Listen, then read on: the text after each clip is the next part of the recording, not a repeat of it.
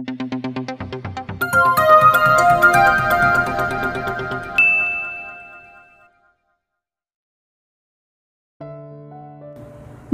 tawag na si Lana kay Dylan, ngunit hindi sinasagot ng asawa ang tawag niya. Hindi nito sinasagot ang tawag niya dahil lang sa dalawang rason. Baka abala ito sa trabaho o may tampo pa rin ito sa kanya.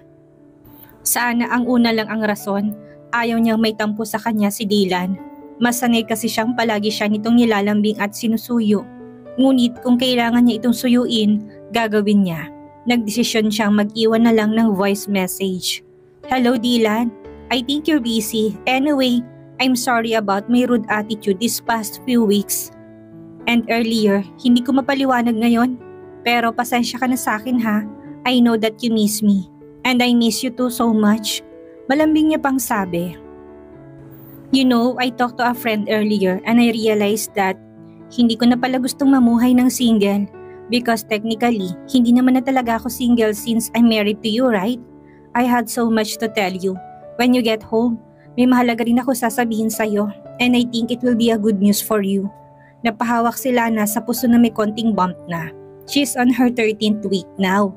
Call me after you receive this, okay? I miss talking to you. I miss making love with you. She playfully said and chuckled a little. I love you, Dylan. Can't wait to see you next week. Agad ni Lana na pinadala yon at nagsal na sana ay mapakinggan ni Dylan yon agad. She waited for him to call her, ngunit hating gabi na wala pa rin. Tuluyan ng inantok si Lana at natulog na lang. Kinabukasan wala malang miss call or text. Galing kay Dylan, tatawagin niya na sana to, ngunit nagka-morning sickness siya bigla. Hindi ulit siya pumasok sa foundation. Guminhawa lang ang pakiramdam niya ng bandang tanghali na. Dinalhan siya ng ina ng pagkain sa pag-aakalang may sakit lang siya. Kamusta ka na Lana? Anito habang pinapatong nitong breakfast tray sa harap niya. Okay na ako ma'am, baka bukas makapasok na ulit ako. Aniya habang hinihiwalay, ang tingin sa panunood ng flash news sa TV. Isang illegal mining site sa Toledo, Cebu ang nagkaroon ng minor explosion kagabi. Buti na lang at malayong nasabing site sa mga residente. Ilang taong lubhang nasugatan ngunit walang naiulat na namatay. Sinasabing isang kilalang mining company ang nagsusuri ng kanilang mga materyales na itatapon sa oras na yon. Ang lokal na pulisya at ilang mga eksperto ay nag-iimbestiga tungkol sa kung paano maaring nangyari ang isang pagsabog sa isang illegal na lugar. Ng pagmimina sa sarado ng maraming taon na ngayon, pinatay ni Lana ang TV dahil naiirita rin siya sa boses na nagre-report kaya hindi niya maintindihan ang news. Mabuti pang patay na lang ang TV. Uminom ka na ng gamot. Opo, pagsisinungaling niya, wala naman kasi siyang sakit talaga. Pero uminom naman siya ng vitamins niya kanina. Thank you for the food, Mom. Habang sinisimula nila ng maganang pagkain ay tinitigan siya ng ina. Na-conscious tuloy siya. Bakit po? Ngumiti ito. You gain weight ano? Mas nagkalaman ka kasi. But you're glowing. Bahagya siyang natawa. Siguro po, hindi na po talaga kasi ako nakapag-workout. Okay lang naman ang itsura mo anak, parang ang bagay sa'yo na mas nagkakalaman. She just smiled at her mom. Buwanang pa siya ni Lana. Pagka-uwi ni Dylan, sasabihin na nila nakasal sila at buntis siya. Oras na para magtapat sa mga to. Pagdating ng hapon, hindi nilulubayan ni Lana ng tingin ng kanyang cellphone. Pero kahit isang tawag o text ay wala siyang natanggap galing kay Dylan. Tumawag na siya dito, ngunit out of reach ng cellphone nito. Wala siyang ginawa kung hindi maghintay. 1, 2, 3, 4, 5 araw. Wala pa ring tawag mula kay Dylan. Lana wanted to cry already. Hindi pa ba nito natatanggap ang voice message niya? Is he that busy? O baka galit pa rin to sa kanya? Ano na kayang nangyari kay Dylan? Kasalukuyang kumakain si Lana ng paborito niyang cake at may isang baso pa siya ng malamig na fresh milk habang nakatambay siya sa terrace ng kanilang bahay. Maingat ang panguya niya ng cake habang nakatingin sa kawalan. Hapon pa lang ngunit napakalamig na ng simoy ng hangin. Christmas week na kasi. Sa mga kapitbahay nila halata ng simoy ng Pasko. Kahit sa bahay nila lahat masaya at excited sa paglalagay ng mga regalo sa ilalim ng Christmas tree. Siya pinipilit niyang magpakasaya because her baby feels what she feels. Sabi ng doktor niya. Kaya pinipilit niyang sumaya. Ngunit paano naman siya sasaya kung hanggang ngayon wala pa rin siyang kaalam-alam kung nasaan si Dylan. Dapat kahapon ang araw ng pagbalik nito at ngayon ang araw na pupunta sila ng Baguio upang guguli ng 3 araw doon at pagkatapos ay sa mismong araw sila ng Pasko uuwi. Naka-vacation leave na nga siya at sa trabaho. Kaya naman heto siya naghihintay pa rin na tumawag to. Sana nga bigla na lang tong sumulpot sa labas ng gate nila. Wala na siyang pakialam kung 1 linggo itong hindi tumawag sa kanya. Basta makita niya lang ito ngayon. Ngunit naubos niya na ang cake at gatas, dumilim na rin ng wala ang langit. Walang dila na tumawag o dumating.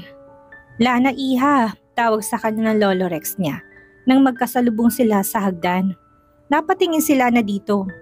Lolo, bakit po? Ginitian siya nito at inakay pababa ng hagdan. Napansin ko malungkutin ka nitong nakalipas na linggo. May problema ka ba? Napabuntong hininga siya. Nag-aalala lang po ko kay Dylan. Hindi po kasi siya tumatawag sa akin. Dapat po iaalis kami ngayon at magbabakasyon kaso hindi naman po siya dumating. Baka naman hindi pa tapos ang trabaho niya. Nabanggit mo na pumunta siya sa minahan ng kumpanya nila sa Visayas, hindi ba? Opo, tumatangong sabi nito. Naisip ko naman po yan pero sana po tumawag naman siya o kahit magpadala ng isang sentence na text. Nakaabot sila ng sala at umupo sila maglolo sa sofa. Sa tingin niyo, Lo, ano po kayong nangyari kay Dylan? Bakit hindi niya po ko tinatawagan? Wala akong masasabi, Apo. Nagkatampuhan ba kayo? Napalabi siya. Medyo po, kasalanan ko po kasi. Pero nagpadala na po ako sa kanya ng voice message at saka maraming text messages. I already said sorry but he never contacted me. Huwag ka na lang masyadong mag-isip na masamang nangyari. Baka totoong naging abala si Dylan at mas tumagal ang trabaho niya.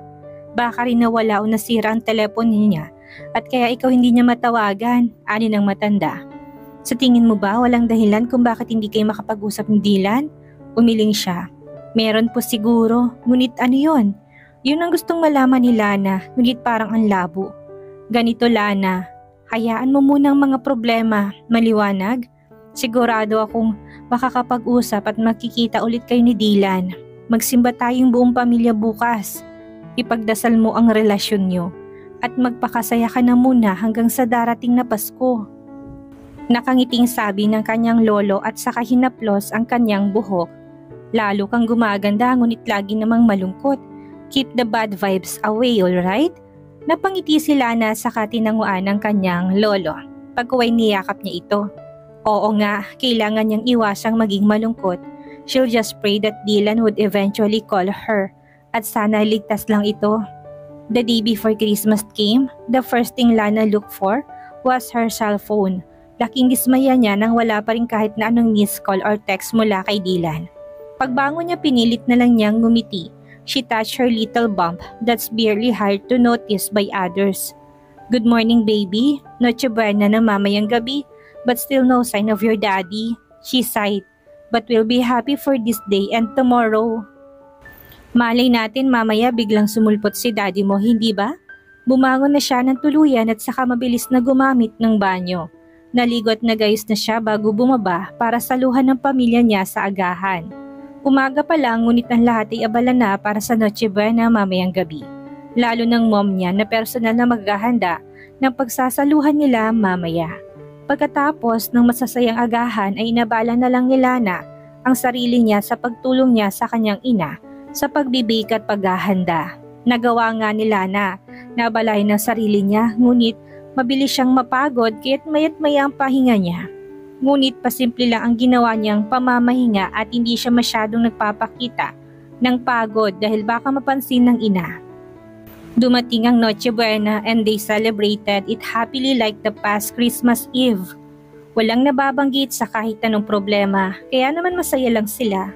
Ngunit hindi na nagtagal pa sila na sa pagpupuyat, nag-excuse na siyang magpapahinga na dahil talagang napapagod siya. Hinayaan siya ng pamilya. Kaya naman umakyat na siya sa kanyang kwarto.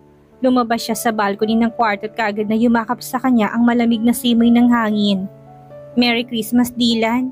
Bulong niya sa hangin habang nilalaro-laro sa leg ang bigay na kwintas sa kanya ng lalaki. She imagined herself with Dylan celebrating their Christmas Eve together in Baguio. Papawiin itong lamig sa pamamagitan ng mainit na yakap nito. Naisip niya na nakakulong siya sa mga bisig nito at masaya silang nagkakwentuhan tungkol sa mga plano nila sa buhay. After that, surely they would make love. Pero hindi nangyayari yon ngayon dahil hindi naman umuwi si Dylan. Walang sumasagot sa bahay ng mga magulang nito nang sinubukan niyang tumawag. Pati ang mga pinsan nitong sinubukan niyang tawagan ay nasa bakasyon daw lahat. So wala na siyang ibang mapagtatanungan tungkol kay Dylan. "Where are you, honey? I miss you." Napahalukip-kip siya at napatingala sa langit. Nakatingin siya doon na parang sasagutin siya kung nasan nga ba si Dylan. Ngunit alam niyang hindi naman kaya pumasok na lang ulit siya sa loob ng kwarto niya. Nagpalit na siya ng pantulog. Ininom na niya rin ang vitamins at gatas niya.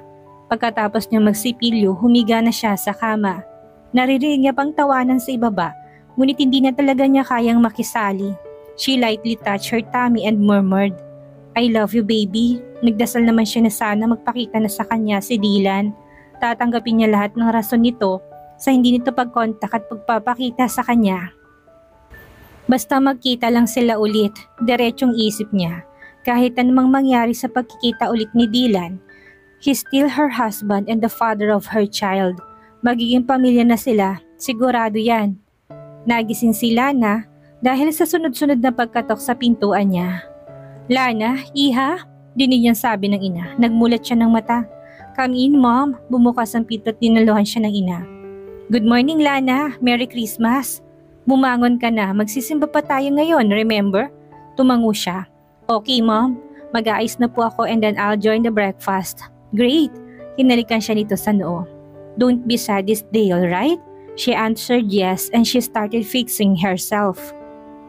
After an hour, bihis na sila nang bumaba at nakisalo sa agahan.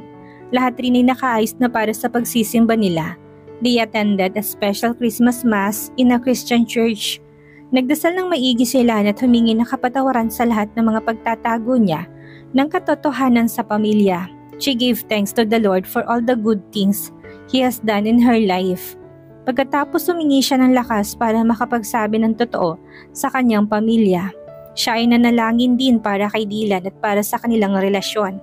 Sa huli pinagdasal niyang kalusugan ng kanyang anak. Kumain pa silang buong pamilya sa labas bago umuwi. At sa pagbabalik nila ng bahay ay umakyat din kagad siya ng kwarto at nagpahinga. Mabilis na talaga kasi siyang mapagod at antukin. Ang gumising lang kay Lana ay mga mahihinang katok mula sa pintuan niya. Isang kasambahay ang nagbukas niya at nalaki mga mata niya na makita niya may dala itong isang basket ng pink roses. "Ma'am Lana, may nagpa-deliver po nito ngayon lang." Nito bago inabot sa kanya ang basket. Siya naman ay kagad na kinuha yon kasabay niya napakalakas na pagtibok ng puso niya. Bigla siyang nanginig. "Salamat, sige, you can go now." Pagkaalis ng kasambahay ay mabilis siyang sinara ang pinto. She picked up the card, clipped with the roses. Alam na alam niya kung kanino galing yon. Halos hindi niya mabuksan yon. Dahil sa panginginig at pagmamadali, huminga na muna siya ng malalim at kinalmang sarili. "Relax, Lana. Relax." Pumikit siya sa kamarahang nagpakwala ng hangin. "Naku, Dylan, lahat na ng emosyong naramdaman ko sa'yo. Kapag pumangit talagang baby natin, ikaw ang may kasalanan." Pagkatapos, dahan-dahan niyang binuksan ang card. "Alana, I'm so sorry kung na-miss natin ang bakasyon nating magkasama. Paumanhin kung hindi ako makakapag-celebrate ng Pasko at malamang sa bagong taon kasama ka. Pero please, Alana, bigyan mo ko ng 2 o 3 linggo. Pagbalik ko ipapaliwanag ko sa'yo ang lahat. Pangako, I'm sorry honey, babalik ako. Miss na kita, mahal kita." Napaiyak si Lana pagkatapos mabasa ang card. Naguguluhan siya, ngunit kailangan niya pang maghintay ng ilang linggo bago makita si Dylan at nang marinig niya ang paliwanag nito. Paulit-ulit niyang binasa muli ang sulat. Pinadaanan niya pa ang mga daliri sa mga salita na halatang-halatang handwriting mismo ni Dylan. Oh my goodness, she can imagine Dylan's soft baritone voice saying the message in the card. Nasubsob na niyang mukha sa unan at mas napahaguluhol. She really missed him badly at dapat lang siyang magkasya sa maikling mensahe ni Dylan ngayon na napaka-misteryoso. "Dylan," she whimpered. Bumangon siya ng kontit mabilis na kinuha ang cellphone niya. She called Dylan's phone ngunit nakapatay pa rin ang telepono nito. Next, she tried to call his parents' house. Baka sakaling makausap niya ina nito at malaman niya kung nasaan si Dylan ngayon. Ngunit katulong lang ang sumagot at wala daw doon ng mga amo nito. Napahiga siya sa kama at napatulala. Hindi na siya umiiyak, ngunit ang puso niya parang lalong pinipiga. Bakit ba kasi kailangan niya pang maghintay ng mga linggo? Hindi ba pwedeng bukas na? Tinaas niya ang kamay na may nakasuot na wedding ring. Tinitigan niya yon nang matagal at pagkatapos dumapong kamay sa kwintas sa leg na bigay ni Dylan. Hindi niya yun hinuhubad, maliban na lang kung maliligo. Napabuntong hininga siya saka bumangon, binuksan niyang maliit na drawer ng bedside table niya. Mula doon nilabas niya ang kwintas na napaka-importante, ngunit pinagkatiwala sa kanya just to prove his love for her was to end. Hindi nito mahal ang first love nito. I'll wait for you, Dylan. 2 to 3 weeks. Maikli lang yun. Bulong Linana na pilit na kinukumbinsi ang sarili. She needed to be strong, lalo na sa baby nila. Lana, gising ka ba? Mabilis niyang pinunasan ng mga luha nang marinig ang tinig ng kapatid sa labas ng pintuan.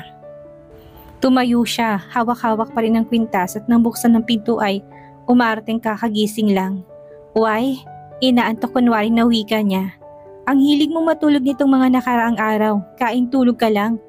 Kaya ka siguro tumataba, napalabi siya. Hindi kaya, ngumisi to. Sabi ko sa'yo, huwag mo masyadong isipin ang missing in action mong boyfriend. Baka pagbalik niya, taba-ching-ching ka na. Nirapan niya to. Che, hindi ba kayo bati ni Tisha? Nagkaroon kasi ng tampuhan ng mga to bago pang Christmas season. Kaya siguro ibang-ibang kinukulit ng kapatid niya ngayon. Magbati na nga kayo, bakit ka ba kasi nangangambala? Nasa baba si na Riv at Agatha. Dumaan sila dito kasi may Christmas celebration sa bahay ni Tito Roman. Tito Roman is Riv's father na nakatira sa village kung saan din sila nakatira. Isang treat lang ang pagitan ng mga bahay nila. Hinahanap ka nila, namimigay sila ng gift. Mr. and Mrs. Santa Claus sila, parang batang sabi nito. Kapag hindi ka nagpakita, wala kang gift. Napailing-iling sila na parang hindi naman niya kayang humarap sa mga bisita. Ngunit si Riv at Agatha bigla siyang natigilan. Si Agatha, pinsan to ni Dylan, baka alam nito kung nasa ng lalaki. Kahit na malaking taong kapatid ay hinawi niya to ng mabilis at tumakbo pababa ng hagdan. Hindi ko naman masyadong excited sa gift ano? Narinig niyang natatawang biro ni Prince. Hindi na niya to pinansin at pagkababa niya inatanaw niya sina Agatha at Riv. Nakausap ang mga magulang niya. Agatha's wearing a red maternity dress. Ang alam niya ay 4 na buwan na itong buntis o mahigit, ngunit maliit pa rin ang tiyan. Mahaba pa rin ang buhok nito na hanggang bewang na at kulot-kulot pa sa dulo.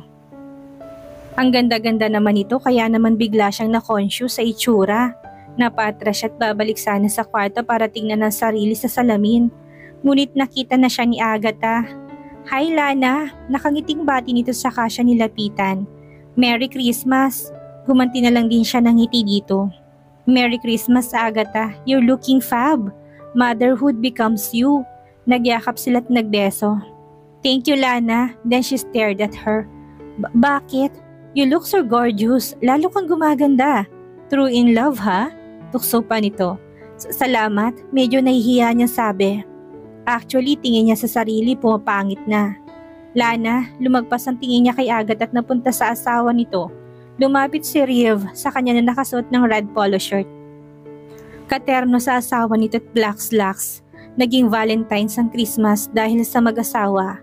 Merry Christmas, bati sa kanya ni Riv at saka siya binigyan ng halik sa pisngi. How are you? Tinignan siya nito mula ulo hanggang paa. Mas lalo kang gumaganda. Puri rin ito. Told you so, dagdag ni Agatha habang nakangiti sa kanya. She chuckled. Buti na padaan kayo. I asked Riv para pumunta dito. May regalo kasi kami para sa inyo. Hope you like it. Thank you Agatha. Kami rin, may regalo sa inyong mag-asawa. Nakuha niyo na ba? Tumango si Riv. Tita Empress gave it to us already. So, how are you doing? Pangangamusta nito? I'm pregnant and my secret husband is mysteriously missing. Nakagat nila ng ibabang labi dahil baka yun ngang masabi niya. I'm fine but worried, Anya. Nangunot ang noon ni Riv. Bakit? Si Dylan? Hindi pa ba siya bumabalik ng hotel? Kasi hindi ko siya makontak. 2 linggo na kaming hindi nag-uusap o nagkikita. Dapat last week ang balik niya at may usapan kaming bakasyon. Pero hanggang ngayon wala pa rin akong balita sa kanya. Malungkot na sabi niya, Agatha, do you know where he is? Pinsan ka niya and maybe you have an information about Dylan. Nakatingin ng mag-asawa. Pagkuway bumaling muli sa kanya si Agatha. I'm sorry Lana, wala kasi akong balita sa mga pinsan ko, she sadly said. Actually, after Reef Party, hindi ko na sila nakikita or nakakausap. Pero ang alam ko, out of the country iba kong mga pinsan. Kaya siguradong hindi rin nila alam kung nasaan si Kuya Dylan ngayon. Kahit ako, hindi ko rin talaga alam. He filed another indefinite leave before he left a month ago. Sabi naman ni Reef, ang reason niya kailangan niya ulit na may asikasuhin trabaho sa Guevara Minings. I never heard anything from him after.